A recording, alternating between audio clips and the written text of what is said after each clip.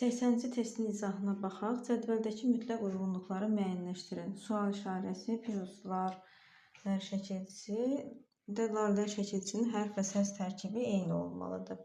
Sual işarəsinin yerinə yazıla bilər və sual işarəsinin yerinə yazıla bilməz. Burada birinci növbədə ona baxaq ki, mütləq uyğunluq deyirsə, mütləq. Burada iki başlı düşünülə bilən sözləri çıxmaq lazımdır. Yəni, baxaq ki, sual işarəsinin yerinə yazıla bilər də qonurlar, isimlər, oxşayarlar. Qonurlar sözü necə düşünülə bilər? Bir isim kimi, qonur rəng mənasında. Bir də var, quşlar ağaca qonurlar.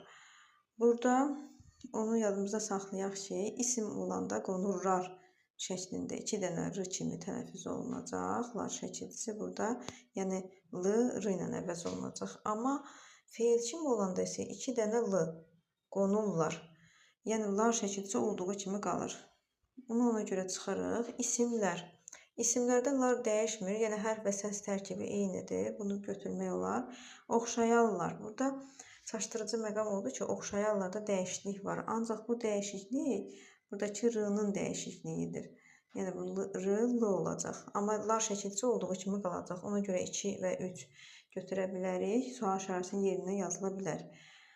Sual işarəsinin yerinə yazıla bilməz deyir. Burada da yenə baxaq. 2 variantlı düşünə bilən, yəni yatırlar, əsillər. Bunları 2 cür düşünə bilərik. İsim kimi yatırlar. 2 dənə r tələffüzdə olacaq. Yəni feil kimi olduqda isə 2 dənə l, yatırlar.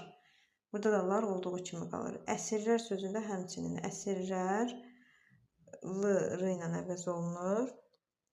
Feil kimi əsillər. Burada da 2 dənə l. Sual işarəsinin yerinə yazıla bilməyənlər içərisində altını götürə bilərik. Çünki çaydanlar dedikdə hər iki halda, yəni bunun ancaq bir variantı var. Çaydanlar kimi tələffüz olunur. Dəyişiklik olduğuna görə, yəni hərf və səs tərkibi eyni olmayacaq. Buna görə də düzgün cavabımız 2, 3, 6 D variantı.